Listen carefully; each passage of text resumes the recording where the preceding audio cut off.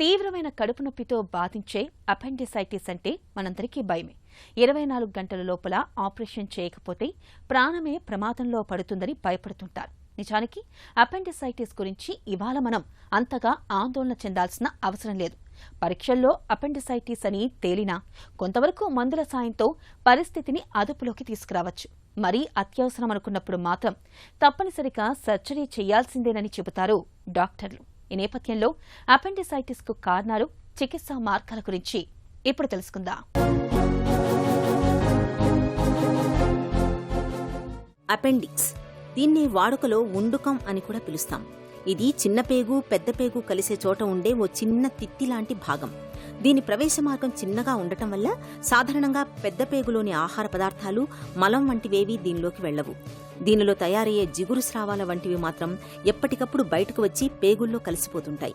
అయితే ఎప్పుడన్నా పేగుల్లో మలం గానీ, నులిపురుగుల వంటివి గానీ ఈ ఉండుక మార్గానికి అడ్డుపడినప్పుడు, బ్యాక్టీరియా మూలంగా ఇన్ఫెక్షన్ సోకినప్పుడు ఉండుకంలోని స్రావాలు, పదార్థాలు బయటకు రాకుండా అక్కడే ఇరుక్కుపోయి ఉండుకంలో వాపు మొదలవుతుంది. ఈ రెండు సందర్భాల్లోనూ కూడా అపెండిసైటిస్ నొప్పి ఆరంభమవుతుంది. అపెండిక్స్ అంటే ఒక గ్యాస్ట్రోఇంటెస్టినల్ ఆర్గన్ అండి. ఇది ఎక్కడ ఉంటుందంటే చిన్న పేగు, పెద్ద పేగు కలిసిన ఏరియా దగ్గర ఒక ఎక్స్టెన్షన్ ఆఫ్ ఇంటెస్టైన్ లాగా మనకు కనిపిస్తూ ఉంటుంది. ఇది వచ్చేసి 2 నుంచి 5 సెంటీమీటర్ల మధ్యలో నార్మల్గా ప్రతి మనిషికి ఉంటుందన్నమాట. ఇది ప్రతి మనిషిలో కొన్ని ఫంక్షన్స్ని నిర్వర్తిస్తూ ఉంటుంది. ఇది ఏం చేస్తుందంటే బాడీలో ప్రొటెక్టివ్ అనమాట, అంటే ఇమ్యూనిటీ పెంచడము, అంటే వైట్ బ్లడ్ సెల్స్ని ఇంప్రూవ్ చేయడము, గట్ ఇమ్యూనిటీని పెంచడము, ఇంకోటి గుడ్ బ్యాక్టీరియాని ఒక స్టోర్ హౌస్ లాగా ఉంచడము చేస్తూ ఉంటుంది. దీని ద్వారా మొత్తం ఓవరాల్ గట్ ఇమ్యూనిటీ పెంచడము, గట్ మైక్రోబ్ లెవెల్స్ని మెయింటైన్ చేయడం చేస్తూ ఉంటుంది. ఈ అపెండిక్స్కి ఇన్ఫెక్షన్ వస్తే కనుక దీన్ని అపెండిసైటిస్ అంటూ ఉంటాము. ఈ అపెండిసైటిస్ అనేది ఎక్కువగా చిన్నపిల్లల్లో ఎక్కువగా కామన్ అండి. వయసు పెరిగే కొద్దీ రకరకాల రీజన్స్ వల్ల అది తక్కువ అవుతూ ఉంటుంది ఇన్సిడెన్స్. పిల్లల్లో ఎక్కువ ఎందుకు కామన్ అంటే దీంట్లో నేను ఇందాక చెప్పినట్టు ఈ లింఫాటిక్ గ్లాండ్స్ ఎక్కువ ఉంటాయి అన్నమాట. ఈ గ్లాండ్స్ ఎక్కువ పెరిగిపోవడం వల్ల ఆ లూమెన్ అంటే ఆ పేగు ఓపెనింగ్ ఏదైతే ఉందో అది బ్లాక్ అయిపోయి లోపల వచ్చే సెక్రీషన్స్ అంతా ఎక్కువైపోవడం వల్ల ఇన్ఫెక్షన్ అయ్యి అది పగిలిపోవడమో లేకపోతే ఫీవర్ రావడమో ఇట్లాంటివి జరుగుతూ ఉంటాయి. ఇంకొక రీజన్ ఏంటంటే అండి మోషన్, అంటే కాన్స్టిపేషన్ వల్ల అపెండికోలిత్ అంటుంటారనమాట. అపెండికోలిత్ అంటే ఏంటి అంటే మోషన్ గడ్డగా ఫామ్ అయ్యి లూమెన్ని, ఈ ఎగ్జిట్ పాయింట్ ఏదైతే ఉందో అపెండిక్స్కి దాన్ని బ్లాక్ చేస్తుంది అనమాట, ఒక గేట్ లాగా. ఈ బ్లాక్ చేసినప్పుడు మళ్ళీ లోపల ప్రెషర్ పెరగడము, ఇన్ఫెక్షన్ రావడము, మళ్ళీ అపెండిసైటిస్ రావడం జరుగుతుంది. అది ఏజ్ పెరిగే కొద్దీ ఏమవుద్ది అంటే వామ్ ఇన్ఫెస్టేషన్స్ వల్ల కానివ్వండి, అల్సరేషన్స్ వల్ల కానివ్వండి, కొంతమందికి క్యాన్సర్స్ వల్ల కానివ్వండి, ఈ అపెండిక్స్ అవుట్లెట్ బ్లాక్ అవడం వల్ల అపెండిసైటిస్ వస్తూ ఉంటుంది. అపెండిసైటిస్ సమస్య ప్రధానంగా కడుపు నొప్పితో మొదలవుతుంది. తర్వాత జ్వరం, వాంతులు, ఆకలి లేకపోవటం వంటి లక్షణాలు కనిపిస్తుంటాయి. అపెండిసైటిస్ నొప్పి ముందు బొడ్డు దగ్గర, బొడ్డు చుట్టూ వస్తుంది. క్రమంగా సమయం గడుస్తున్న కొద్దీ ఉండుకం ఉండే చోటుకు, అంటే కుడివైపు పొత్తికడుపు భాగానికి మారుతుంది. బొడ్డు దగ్గర ఆరంభమైన నొప్పి సుమారు 6 నుండి 8 గంటల తర్వాత ఇలా కడుపు కింది భాగానికి చేరుకుంటుంది. ఇది అపెండిసైటిస్ ప్రత్యేక లక్షణం. ఉండుకం ఉన్న భాగానికి, బొడ్డుకు మధ్య భాగాన్ని వేలితో నొక్కినప్పుడు నొప్పితో విలవిల్లాడిపోతారు. దగ్గినప్పుడు అపెండిక్స్ ఉన్న ప్రాంతంలో విపరీతమైన నొప్పి వస్తుంది. ఎడమకాలు కదపమంటే తేలికగా కదుపుతుంటారు, కానీ కుడికాలును కదపలేకపోతుంటారు. కుడికాలు కదిపినప్పుడు ఇలియాసోయాస్ అనే కండరం కదులుతుంది. ఇది లోపల ఉండుకాన్ని తాకుతుంది. దీంతో కుడికాలు కదుపుతుంటే లోపల నొప్పి చాలా తీవ్రమైపోతుంది. ఫస్ట్ అండ్ ఫార్మోస్ట్ అంటే అపెండిసైటిస్ అనేది మన పేగు కాబట్టి అది కుడి భాగంలో కింద భాగంలో ఉంటుంది అనమాట, పొట్ట కింద భాగంలో. సో ఫస్ట్ అక్కడ పెయిన్ స్టార్ట్ అవుతుంది. ఆ పెయిన్ రావడము, తర్వాత పొట్టంతా ఉబ్బినట్టు ఉండడము, వామిటింగ్ సెన్సేషన్ రావడము, లేకపోతే వాంతులు అవ్వడము, జ్వరం రావడము, ఇవన్నీ ఫస్ట్ కామన్ సిమ్టమ్స్ అండి. ఇది ఎర్లీ స్టేజెస్లో వచ్చేది.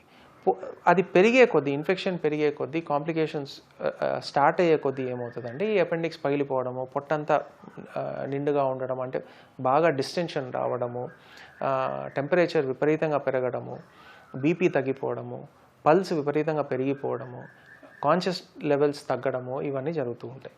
అపెండిక్స్ మెజారిటీ అండి ఇప్పుడు మన డయాగ్నోస్టిక్ మొడాలిటీస్ పెరగడం వల్ల కానివ్వండి, స్కాన్ల క్లారిటీ పెరగడం వల్ల కానివ్వండి, డాక్టర్స్ అవైలబిలిటీ వల్ల కానివ్వండి, అర్లీగా వస్తుంటారు కాబట్టి కాంప్లికేషన్ రేట్స్ని మనం చాలా తక్కువగా చూస్తూ ఉంటాం. అదే దీన్ని నెగ్లెక్ట్ చేసినట్లయితే ఈ ఇన్ఫెక్షన్ పెరిగిపోయి అది రప్చర్ అవుతూ ఉంటుంది అనమాట, అంటే బర్స్ట్ అవుతూ ఉంటుంది. ఈ అపెండిక్స్ లోపల ఏముంటుంది, ఇది పేగులో ఒక భాగం కాబట్టి దాంట్లో కూడా మోషన్, దాంట్లో కూడా బ్యాక్టీరియా అనేది సర్ప్లస్లో ఉంటాయి, అంటే చాలా ఎక్కువ మోతాదుల్లో ఉంటాయి. అది రప్చర్ అయిపోయినప్పుడు ఏమవుతుందంటే ఈ మోషను పేగు నుంచి బయటకు వచ్చి పొట్టలో అక్యుములేట్ అవుతూ ఉంటుంది. అది ఇన్ఫెక్ట్ అవ్వడము, యాబ్సెస్ అంటే చీముగడ్డలాగా ఫామ్ అవ్వడము. ఇంకా కొంతమందికి ఇంకా డేంజరస్ ఏమవుతుందంటే మొత్తం పొట్టంతా మోషన్తో నిండిపోవడము. అంటే అప్పుడు ఏమవుతుందంటే పెరిటోనైటిస్ అంటారు, అంటే దాని తర్వాత సెప్టిక్లోకి పేషెంట్ వెళ్తూ ఉంటారు.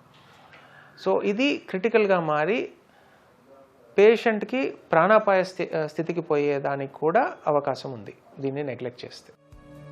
పొట్టలో కుడివైపు నొప్పి అన్నది కేవలం అపెండిసైటిస్ వల్లే కాదు, విరేచనాలు, మూత్రనాళ ఇన్ఫెక్షన్లు, లింఫ్ గ్రంథులు వాచినప్పుడు ఇలాంటి సందర్భాల్లో కూడా పొట్టలో కుడివైపు నొప్పి బాధించే అవకాశం ఉంది.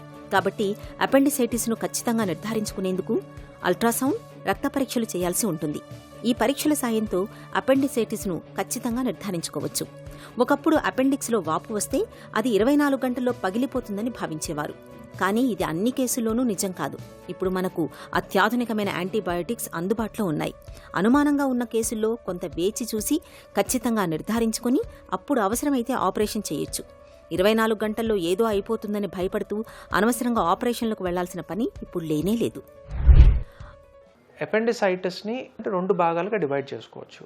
ఒకటి మైల్డ్ అపెండిసైటిస్ అని, ఒకటి సివియర్ అపెండిసైటిస్ అని. ఈ మైల్డ్ అపెండిసైటిస్లో ఏంది అంటే అర్లీగా వచ్చిన పేషెంట్స్కి కాంప్లికేషన్స్ లేనప్పుడు ఈ గ్రూప్ ఆఫ్ పేషెంట్స్కి మాత్రం మనం 100% మెడికల్ మేనేజ్మెంట్తోనే క్యూర్ చేయొచ్చు వీళ్ళని. రెండో గ్రూప్ ఎవరైతే చెప్పానో, అంటే కాంప్లికేషన్స్ వచ్చిన వాళ్ళు, సివియర్ ఫీవర్ వచ్చిన వాళ్ళు, సివియర్ పెయిన్ ఉండేవాళ్ళు, రప్చర్ అయిపోయిన వాళ్ళు, ఇలాంటి వాళ్ళకి మాత్రము ఖచ్చితంగా సర్జరీ అనేది 100% ఇండికేటెడ్ అండి. అపెండిసైటిస్ సర్జరీ చాలా సింపుల్ సర్జరీ అండి. లేటెస్ట్ సర్జికల్ దీని ప్రకారం అయితే లాప్రోస్కోపిక్ సర్జరీ ద్వారా కానివ్వండి, లేకపోతే రోబోటిక్ సర్జరీ ద్వారా కానివ్వండి చేయడం జరుగుతూ ఉంటుంది. అంటే దీంట్లో ఒక హోల్ కానివ్వండి, లేకపోతే 2-3 చిన్న హోల్స్ అంటే 1/2 సెంటీమీటర్ హోల్స్ కానివ్వండి, లేకపోతే 3 మిల్లీమీటర్ హోల్స్ కానీ చేసి దాని ద్వారా ఈ చెడిపోయిన అపెండిక్స్ని తీసేయడం అనేది జరుగుతూ ఉంటుంది. మోస్ట్ ఇంపార్టెంట్ స్టెప్ అండి అన్ని GI ప్రాబ్లమ్స్కి డైట్ అండి. ఆ డైట్లో కూడా ఫైబర్ రిచ్ డైట్ తీసుకున్నట్లయితే, ప్లెంటీ ఆఫ్ లిక్విడ్స్ తీసుకున్నట్లయితే 99% ఆఫ్ గ్యాస్ట్రో ప్రాబ్లమ్స్ అండి, అంటే 99% పేగుకి సంబంధించిన ప్రాబ్లమ్స్ని అవాయిడ్ చేయగలుగుతాము. అదేవిధంగా అపెండిసైటిస్ కూడా ఫైబర్ రిచ్ డైట్ తీసుకొని లిక్విడ్స్ ఎక్కువ తీసుకున్నట్లయితే ఖచ్చితంగా అపెండిసైటిస్ని మనం అవాయిడ్ చేయగలుగుతాం. అల్ట్రాసౌండ్ స్కానింగుల్లో అపెండిక్స్లో వాపు ఉండి అపెండిసైటిస్ వచ్చిందని స్పష్టంగా నిర్ధారణ అయితే నేరుగా ఆపరేషన్కు వెళ్లిపోవచ్చు. ఉండుకాన్ని తొలగించడానికి 2 రకాల సర్జరీలు అందుబాటులో ఉన్నాయి. పొట్ట మీద కోత పెట్టి ఉండుకాన్ని తొలగించే విధానం ఒకటి. రెండోది పొట్ట మీద రంధ్రాలు వేసి వాటి ద్వారా కెమెరా గొట్టం పరికరాలు పంపి ఉండుకాన్ని తొలగించే లాప్రోస్కోపీ విధానం. 2 సమర్థమైనవే, కానీ లాప్రోస్కోపీ విధానంలో పెద్దగా కోత ఉండదు కాబట్టి త్వరగా కోలుకుంటారు. అయితే పరీక్షల్లో సమస్య అంత స్పష్టంగా నిర్ధారణ కానప్పుడు, కడుపులో నొప్పి తీవ్రంగా లేనప్పుడు ఎలాంటి ఆహారం ఇవ్వకుండా సెలైన్ ఇస్తారు. దీంతో పేగులకు పూర్తి విశ్రాంతి దక్కి 1-2 రోజుల్లో నొప్పి తగ్గిపోతుంది. అప్పుడు తిరిగి పరీక్షించి ఆపరేషన్ అవసరమా లేక మందులతో చికిత్స చేస్తే సరిపోతుందా అన్నది తేలుస్తారు. ఒకవేళ నొప్పి తగ్గకుండా పెరుగుతుంటే ఆపరేషన్ తప్పనిసరి అవుతుంది.